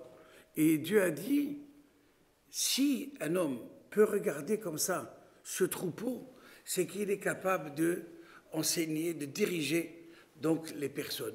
Et donc c'est pour ça qu'il a été choisi. Il n'a pas été choisi parce qu'il a fait bac plus 10 ou plus 11. Il n'a pas fait toutes les écoles du monde. Non, il n'a pas fait ça. Il n'a pas fait HEC. Il n'a pas fait je ne sais pas quoi, point et chaussée. Mais il a simplement été berger. Et c'est lui donc qui a dirigé donc, les personnes. Mais il était capable de regarder chacun. Je pense que c'est une qualité divine de regarder la personne dans le besoin de la personne. On ne peut pas, les chrétiens, les juifs, les bouddhistes ou autres, les scientologues ou autres, ce n'est pas la même chose. On ne peut pas parler de la même chose, si on est différent, c'est qu'il doit y avoir quelque chose de différent. C'est pourquoi, malgré notre différence, on doit s'apprécier et on doit savoir qu'il y a de la place pour tout le monde et que on n'a pas besoin de recevoir, comme vous avez dit tout à l'heure, où est mon frère il est là. Ce n'est pas la peine de chercher. Et donc, s'occuper, vous savez, parfois, dans le métro, quand une personne monte dans le wagon et demande de l'aumône, vous n'avez jamais vu que vous savez, aujourd'hui, il y a les journaux gratuits, 20 minutes, métro, direct et tout. C'est ce que je ne lis pas les autres. C'est pour ça que je les connais. Et donc, et vous voyez, tout le monde, quand quelqu'un demande quelque chose, tout le monde, bientôt, il va avaler le journal. Pour ne pas simplement donner une pièce ou autre. Et c'est ça. Et donc, tant qu'on n'est pas capable de sortir quand quelqu'un il demande quelque chose, on n'est pas généreux, alors à ce moment-là, moi je rends hommage à votre communauté pour Sharba. C'est-à-dire que cette notion de partage, que ce soit dans le Ramadan ou autre, j'ai toujours dit, moi je suis de Meknès du Maroc, et donc c'était toujours, il y a une soupe qui attend quelqu'un. Et je pense dans les pays musulmans, les pays arabes, il n'y a jamais de famine. Pourquoi? Parce qu'il y a toujours un partage exceptionnel. Nous, en quelque sorte, enfin les Occidentaux, je ne suis pas occidental, je suis les deux. Donc, nous, on doit apprendre de ce qui est extraordinaire, ce partage merveilleux. Et donc, quand on a on est en quelque sorte, on regarde l'autre avec ouverture, avec bonheur, avec surtout lui rendre hommage. C'est ça le divin là-dedans. Le divin, c'est de regarder l'autre, pas avec sa différence, avec sa richesse. Et donc c'est pour préserver en quelque sorte. Donc la paix, s'il existe cette notion de paix, simplement commençons par ne pas croire que l'autre qui est en face de moi, il me veut du mal. Non, il ne me veut pas du mal, il ne m'a rien fait de mal, et je ne lui ai rien fait de mal, toujours avec le sourire. Et donc on peut fondre quelqu'un avec un sourire. La même chose, donc de rendre en quelque service à une personne. Et je vous raconte juste ce qui m'est arrivé il y a quelque temps. J'étais aumônier de la marine. Je devais aller dans une ville qui s'appelait Duny, dans le 95. Et donc j'arrive avant l'heure et je suis arrivé, ça a marché, ça a roulé. Et donc je suis arrivé une demi-heure avant le rendez-vous. Qu'est-ce qu'il fait un rabbin? Il prend un livre, il écoute la musique. écoute la musique. Mais vous savez, quand on veut gagner l'essence, on éteint le moteur, n'est-ce pas? Mais une demi-heure, la batterie, elle marche. Après une demi-heure, vous voulez, même si la voiture, elle est neuve, eh bien, la voiture, elle ne démarre pas, parce que la batterie, elle est vide. À ce moment-là, comment faire? Je sors dans la rue, je regarde, je vois un monsieur en face. Et je dis, ce monsieur-là, d'un certain âge, qu'est-ce qu'il va m'aider? Il ne va même pas regarder. Monsieur, il avait deux sacs. Il avance vers moi et dit, monsieur, vous avez un problème?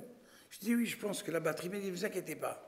Je n'habite pas loin d'ici, je vais aller chercher ma voiture et je vais vous démarrer la voiture. Je dis, il va arriver chez lui, sa femme dit, reste là, toi. De quoi je me mêle? Tout ça, surtout, pourquoi faire? Eh bien, 2-3 minutes après, il arrive. Et il m'a dit, écoutez, voilà, je vous mets les fils, je vous démarre la voiture. Il m'a démarré la voiture. Alors je lui ai dit, vous pouvez même me donner votre adresse? Je veux simplement vous envoyer un cadeau pour vous remercier. Il me dit, pourquoi vous voulez me remercier? Je dis, ben, vous m'avez dépanné. Je dis, dites-moi, monsieur, vous ne l'aurez pas fait pour moi? Je dis, oui, pourquoi pas, c'est vrai que... Alors, 2-3 jours après, je roule à Clichy, dans le 92, et je vois 2 personnes de la communauté juive, un homme et une femme, qui poussent la voiture. Je n'ai même pas fait attention qu'ils étaient là. Et je les double. Il y a une voix qui me dit, dis-moi, c'est pas toi qu'on a dépanné il y a 3 jours? Et tu as dit, et tu as dit, le monsieur, tu ne l'aurais pas fait pour moi. Alors, honteux et confus, je fais marche arrière, j'ouvre la fenêtre, je dis, dites-moi, vous avez un problème? Il me dit, ah ben oui. Ben écoutez, je dis, mais montez dans la voiture, je vous pousse avec ma voiture. Il me dit, ah bon, vous le faites? Ben bien sûr, je le ferai. Montez dans la voiture. Je démarre la voiture, j'arrive à la synagogue de Clichy pour la prière de l'après-midi, et les 2 sont venus, le héros, c'était moi. Je me dis, on voulait remercier le rabbin parce qu'il nous a dépanné. Je dis, qu'est-ce qui se passe? Je dis, mais vraiment, vous êtes arrêtés, vous nous avez dépanné et tout, et vraiment, merci beaucoup. Je dis, mais vous ne l'aurez pas fait pour moi? Alors, je pense que l'amitié de ce qu'on peut faire, Gmilut Chasadim, qu'on dit en hébreu, c'est rendre service. On n'a pas besoin de connaître la personne en face. La personne, elle est en difficulté. Juste un petit bonjour, une pièce, quelque chose, je pense qu'on peut... C'est ça la paix. La paix, préserver la paix, c'est ainsi. On n'a pas besoin, encore une fois, des discours ou des autres. On a besoin simplement de regarder l'autre en face et de lui sourire, de l'accepter, d'accepter la différence. Je pense, encore une fois, puisque nous croyons, bien sûr, au même Dieu, quelque part, on se rejoint, et là-haut, il doit savoir faire la différence, comme ça, il aide tout le monde. Et donc, si on le fait ici, en France, à Saint-Prix, puisque cette ville, elle me rappelle ma jeunesse, c'est là où j'ai eu mon premier BAFA. BAFD, BAFA, c'est le brevet aptitude pour devenir animateur, c'est dans cette ville, Saint-Prix. Quand M. Omar m'a dit Saint-Prix, je dis, cette ville, je dois lui rendre hommage parce que grâce à elle, j'ai pu avoir des colonies de vacances. Je pense que d'ici, donc on peut faire quelque chose d'extraordinaire, c'est de s'engager, chacun de nous, à sa manière, dans son petit monde, qu'à partir d'aujourd'hui, je regarde la personne sans différence. J'aime la personne sans différence. Je l'aime parce qu'il est la créature de Dieu. Dieu l'a créé à son image, avec une âme, et je dois donc le respecter. Si on sort avec cette idée, je suis sûr que le monde a déjà compris c'est quoi le shalom, le salam et la paix. Merci.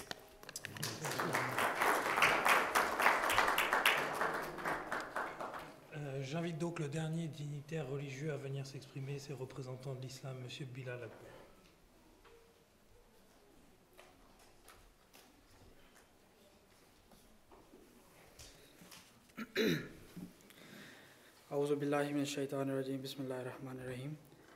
Respectable Monsieur le Président de la conférence, chers intervenants de religion et honorables invités, Assalamu alaikum wa rahmatullahi wa barakatuhu. Que la paix, la clémence et les bénédictions d'Allah soient sur vous tous. Le prophète d'Islam a exhorté aux musulmans de présenter cette salutation à tout être humain lorsqu'il le croise. En tant que représentant de l'islam, je me retiendrai aux enseignements d'islam pour développer les thèmes choisis pour la conférence interreligieuse de cette année. Tout d'abord, il faut savoir qu'il y a 3 sources pour connaître l'islam. Premièrement, le Saint-Coran, ce qui est la parole de Dieu révélée au prophète Mohammed sallallahu alayhi wa sallam. La deuxième est la Sunna, ce qui veut dire la pratique du prophète d'islam, que la paix soit sur lui. Et troisièmement, le hadith, ce qui veut dire les paroles du prophète. Je vous assure, chers invités, qu'à la lumière de ces sources mentionnées, l'islam rejette toute forme d'extrémisme et de violence et nous exhorte d'établir et préserver la paix dans la société. Il peut être intéressant à savoir que le mot islam signifie la paix. J'ai divisé ma présentation en 3 parties. La première partie comprend les enseignements d'islam pour préserver la paix dans la société. Et pour cela, il faut la liberté de la religion. Je vais vous citer plusieurs points islamiques dans des versets coraniques sur ce thème. Donc, le Saint-Coran dit, et je vous cite, « Il ne doit pas y avoir la contrainte dans la religion. » Et puis il dit, « Et si ton Seigneur avait imposé sa volonté, assurément, tous ceux qui se trouvent sur la terre auraient cru. Veux-tu donc forcer les hommes à devenir croyants ?» Et ensuite il dit, « C'est la vérité de la part de votre Seigneur, ainsi que croit celui qu'il veut et que ne croit pas celui qui ne veut pas. » Et il dit, « Avertis donc, car tu n'es qu'un avertisseur. Tu n'as pas été nommé gardien sur eux. » Et il dit, « Mais s'ils se détournent, nous ne t'avons pas envoyé vers eux comme un gardien. Ton devoir est seulement de transmettre le message. » Et enfin, le Coran dit, « À vous, votre religion, et à moi, ma religion. » De plus, l'histoire d'islam nous prouve que c'était les opposants d'islam qui persécutaient ceux qui acceptaient l'islam, dont certains, y compris les femmes, ont été tués sans merci. L'exemple de Bilal, Yasser, Soumaïa, Ammar et Khabab sont bien connus. À Médine vivaient les Juifs, les chrétiens et les païens, mais personne ne fut obligé à accepter l'islam. Sur la victoire de la Mecque, lorsque le prophète avait le pouvoir absolu sur les Mécois, il leur accorda son pardon, y compris Ikrama et Hinda, sans contraindre quelqu'un à accepter l'islam. Nous venons de voir comment la liberté de religion était essentielle pour la paix de la société. Cependant, cela n'est pas suffisant. Il est indispensable de respecter les prophètes et fondateurs des autres religions et leurs livres. C'est ainsi que le Saint-Coran nous enseigne « In min ummatin illa khala fiha nazir », c'est-à-dire « Il n'est des peuples à qui un avertisseur n'a été envoyé ». Puis il dit « Valikulli qawmin hadin » et pour chaque peuple, il y a un guide. Et il dit « Valakad ba'asna fi kulli ummatin rasulan » et nous avons certainement envoyé à chaque peuple un messager. Ensuite, il dit Kullun amana billahi wa malaikatihi wa kutubihi wa rusuli la nufarriqu bayna ahadin min rusuli. Ce que veut dire, ce messager croit fermement à tout ce qui lui a été révélé de la part de son Seigneur, et il en est de même des croyants. Tout croit en Allah, en ses anges et en ses livres et en ses messagers. Et ils disent nous ne faisons aucune distinction entre ces messagers. Chers invités, ici, il faut ajouter qu'il est également nécessaire de respecter la croyance et les sentiments des autres. Le Saint-Coran nous enseigne « Il n'injure pas à qui il en appelle à côté d'Allah, afin que, par dépit et dans leur ignorance, ils n'injurent pas Allah. Ainsi avons-nous fait que les actions de chaque peuple leur semblent attrayantes. Ensuite, leur retour est auprès de leur Seigneur, et il les informera de ce qu'ils faisaient. » Et concernant le respect des sentiments, il y a une parole du prophète d'Islam, que la paix soit sur lui, et il dit « Respectez et recevez avec l'honneur réservé lorsqu'une personne respectable d'un peuple se rend auprès de vous. » Puis, il y a une histoire qu'une fois, un jour, un juif et un musulman se disputaient à propos de la question de savoir qui était le plus grand, le prophète d'Islam ou le prophète Moïse alayhi salam, que la paix soit sur lui. Lorsque l'affaire fut présentée au saint fondateur d'Islam, ce dernier répondit « La tafzilouni ala Moussa », ce qui veut dire « Ne me favorisez pas sur Moïse alayhi salam ». Et sur une autre occasion, il prononça les mêmes mots pour Hazrat Yonas alayhi salam. Puis, et enfin, concernant le respect de l'être humain, indépendamment de sa race, couleur ou religion, il nous a montré un super exemple. Une fois, il était assis avec ses compagnons lorsqu'un funérail d'un juif passa, sur lequel le prophète se leva. Et ses compagnons lui ont dit au prophète d'Allah, ça c'est un funérail d'un juif, sur lequel il a répondu, il est un être humain, et un être humain doit être respecté. La deuxième partie consiste de corriger les concepts erronés attribués à l'islam. Dans cette partie, je présenterai l'éclaircissement de quelques enseignements de l'islam dont le concept erroné cause problème pour la paix de la société. Et le tout premier est le djihad. Selon le Saint-Coran, il n'y a pas de contrainte dans la religion. On est libre d'accepter ou de rejeter une religion quelconque. Le mot djihad signifie faire des efforts. Selon l'islam, il existe le djihad du sacrifice des biens, du temps, du talent, des sentiments et de la diffusion du message de l'islam par la logique, la sagesse et au moyen d'une bonne conduite. Mais le plus grand djihad est de lutter contre les villes penchantes de l'ego. Le grand djihad, selon l'islam, est la diffusion de son message pacifique par les arguments logiques et le bon comportement. Le djihad le plus petit consiste à prendre des mesures défensives lorsqu'on est victime des persécutions atroces et d'offensives armées, uniquement en raison des considérations liées à la foi.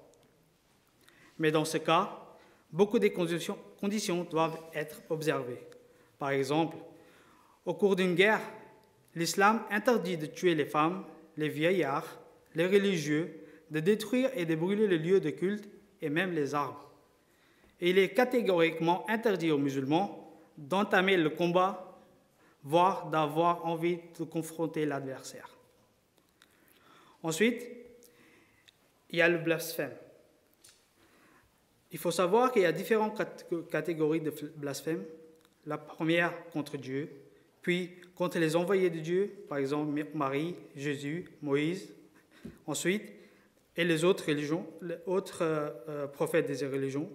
Ensuite, contre le saint prophète, sallallahu alayhi wa sallam, que la paix soit sur lui.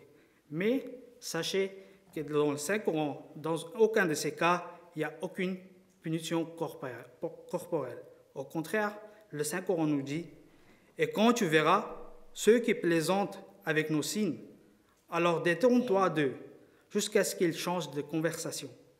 Et si Satan te fait oublier ce précepte, alors, après t'en être souvenu, ne reste pas assis en compagnie des injustes. » Enfin, je conclurai en expliquant comment lutter pour préserver la paix dans la société et nos responsabilités.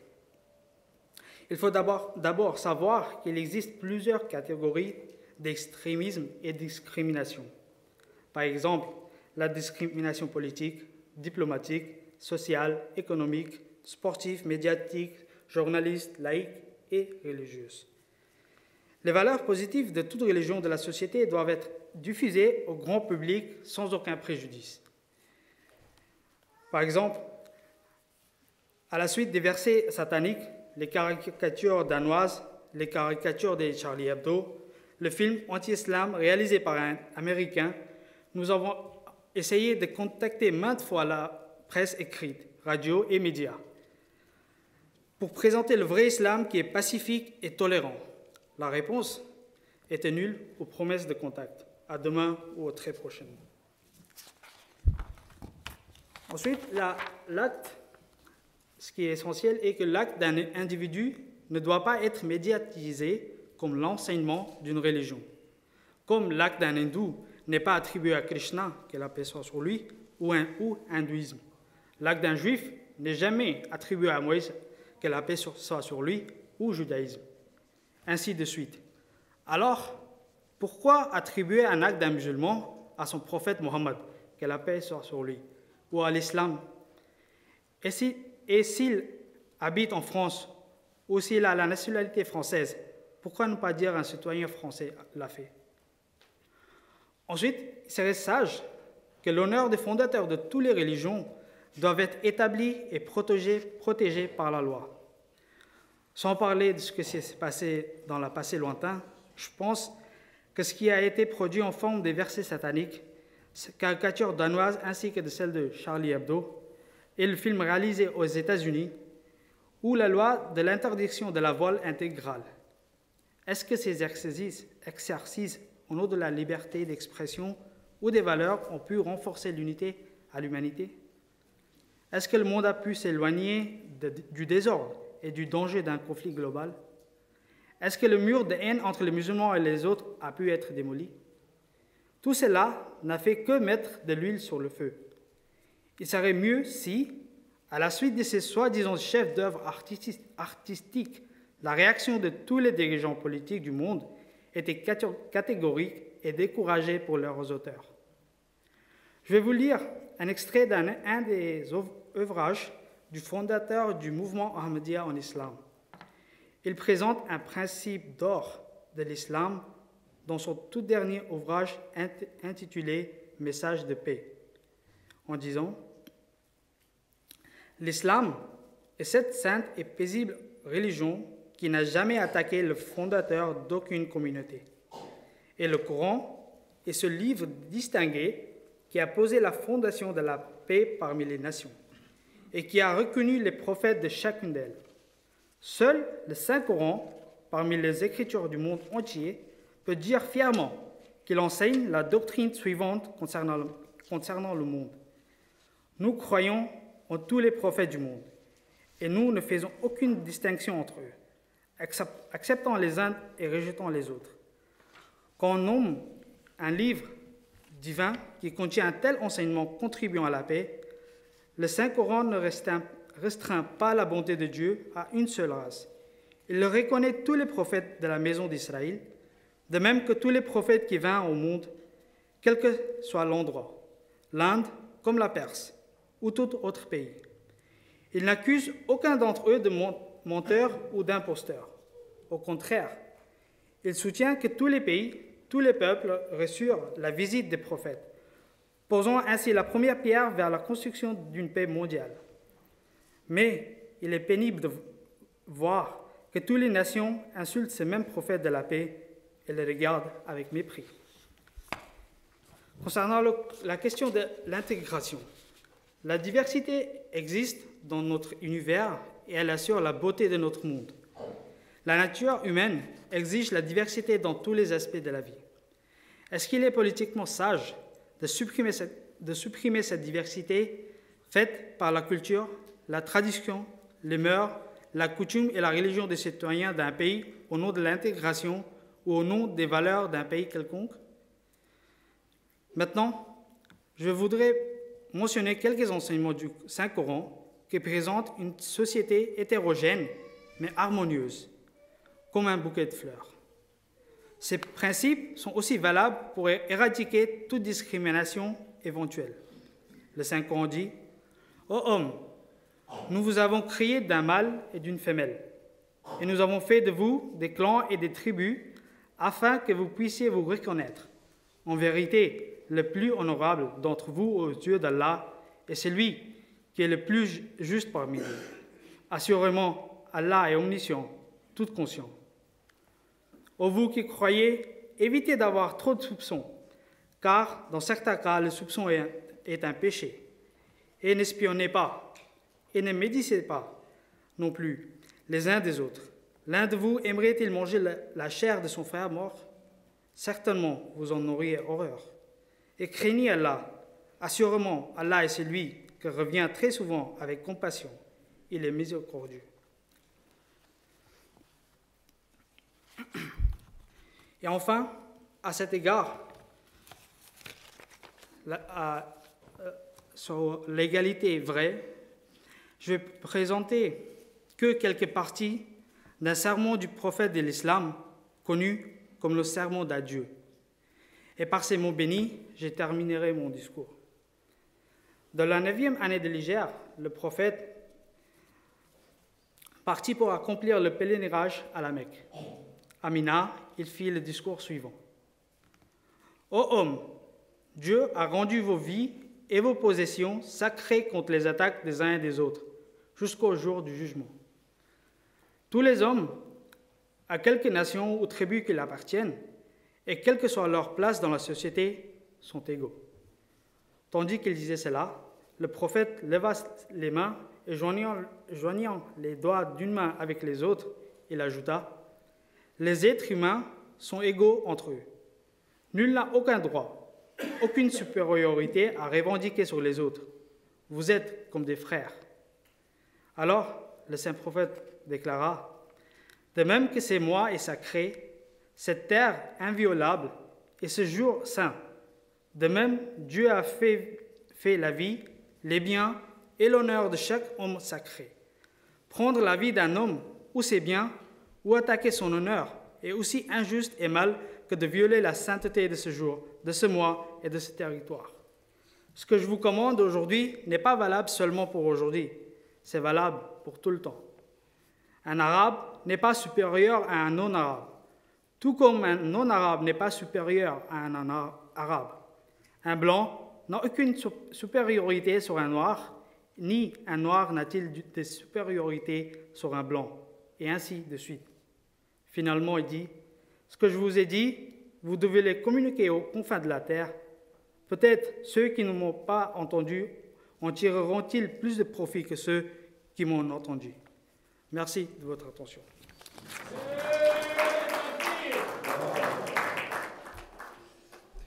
Merci beaucoup pour ce discours.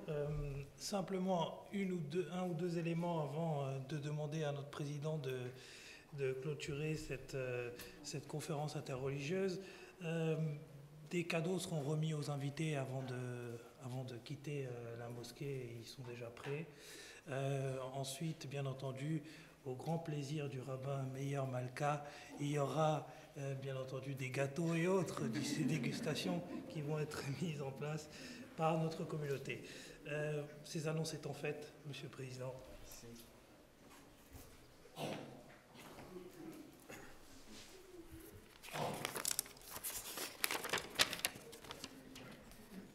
Au nom d'Allah, le gracieux et le miséricordieux. Tout d'abord, je devais remercier à toutes les personnes présentes, surtout bien sûr les représentants de différentes religions, et Monsieur le maire qui n'est pas là, qui vient de partir à cause de les élections départementales. Je remercie infiniment, car c'est un grand soutien pour la communauté Ahmadiyya, surtout ici en Saint-Prix. Cette conférence interreligieuse que la communauté Ahmadiyya de France il fait chaque année, c'est notre 10e. Ça fait 10 ans. Ça paraît hier, mais je me souviens encore bien, très très bien, quand on a fait notre première conférence. Et j'ai envoyé une lettre à Rabbin de France. Mais là, à cette époque-là, il ne pouvait pas se déplacer car il était malade. Cette lettre, il est encore dans mon esprit comme c'était hier. Et il m'a dit, Monsieur Rabbani, c'est un rêve que je pensais souvent de le faire réaliser.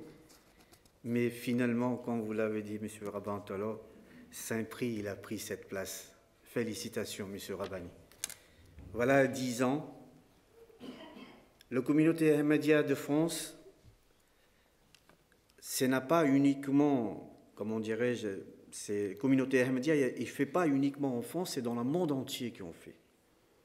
Comme Asif, il a dit son discours, ça fait pratiquement plus de 100 ans que la communauté Ahmadiyya fait des conférences interreligieuses. et surtout dans la situation actuelle. Qu'on parle d'un côté de la respect de chacun de nous, comme Monsieur le maire, il a parlé de la France, le terre de droits de l'homme, mais loin de ça, le respect des droits de l'homme en France. Il y a différentes personnes ici, des différents représentants des religions, chacun de nous, il croit la force de bien et de mal. Comme Monsieur le rabbin, il a très bien dit, pourquoi se faire de prières ensemble? Je le dis aussi, de ne pas prier ensemble, de prier à chacun de son côté, à sa manière. Car ça présente aussi quelque chose de très joli, fort possible que l'un de nous, il aura plus de force d'aller frapper la porte de celui qu'il aime le plus. Il n'est pas du tout facile pour moi de dire que parce que je suis musulman ahmadiyya qu'il m'aime le plus. Peut-être qu'il aime plus le rabbin et le curé et plein d'autres personnes. C'est parti à lui de le décider.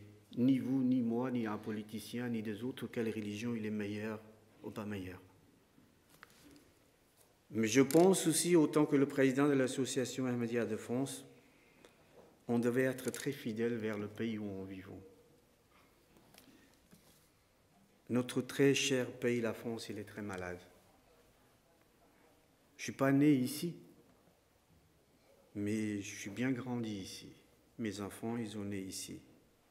Je ne connais pas la France qui a 30 ans de ça. Là. Les musulmans, ils détestent les juifs. Les juifs, ils présentent à notre façon. Les chrétiens, ils présentent à notre façon. Toutes ces choses, c'est inutile. Si chacun il commence à respecter un petit peu les uns et les autres, vous l'avez très très bien dit tout à l'heure, Monsieur le rabbin, on peut trouver la paix uniquement pour dire un bonjour à quelqu'un, plutôt que de tirer un balle sur sa dos. Vous savez, les balles de fusil, ça peut tuer une personne, mais une phrase, un mot, pas simplement il tue une personne, il anéantit des fois carrément une génération, une famille. Et après, le résultat, vous le connaissez déjà, ce n'est pas la peine que je le dise. On ne devait jamais détester à quelqu'un. Sur l'une de raison, la communauté Ahmadiyya, il dit tout le temps, amour pour tous et pour personne.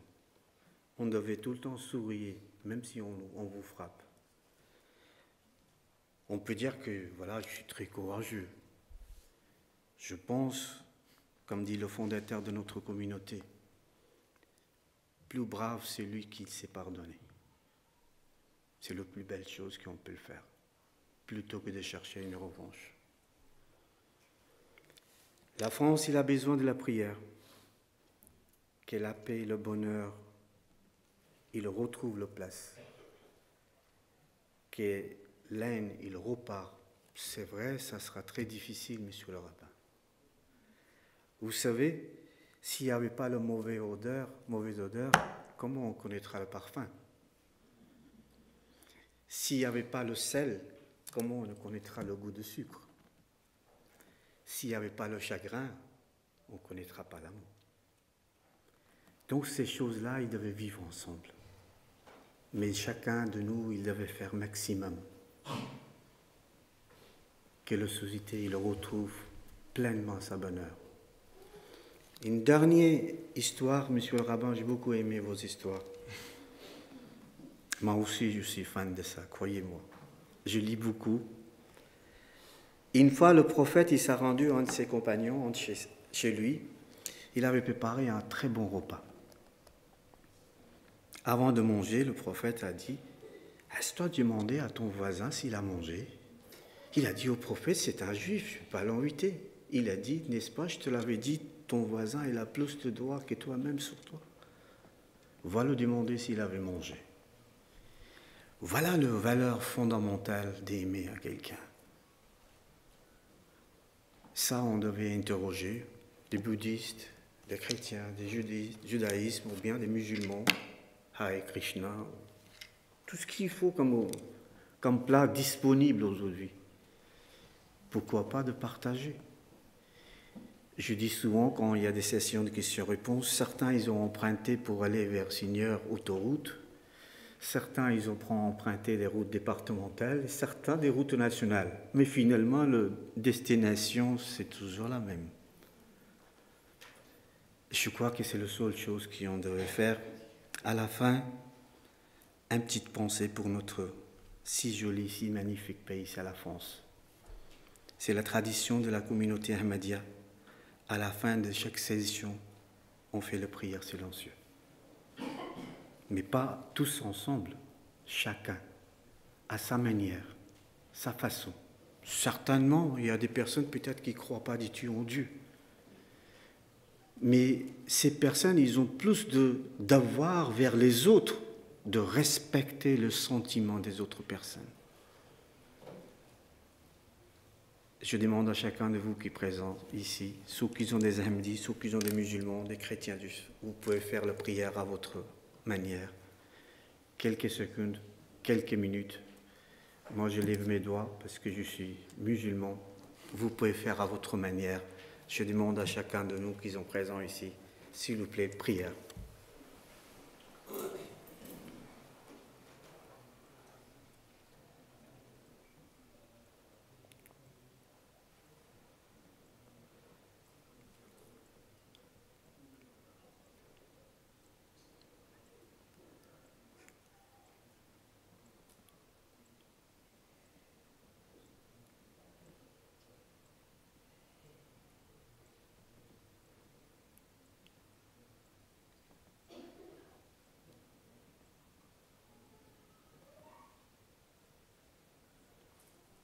Amin.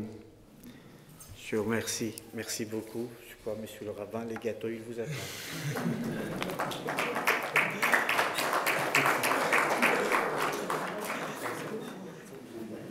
Hein?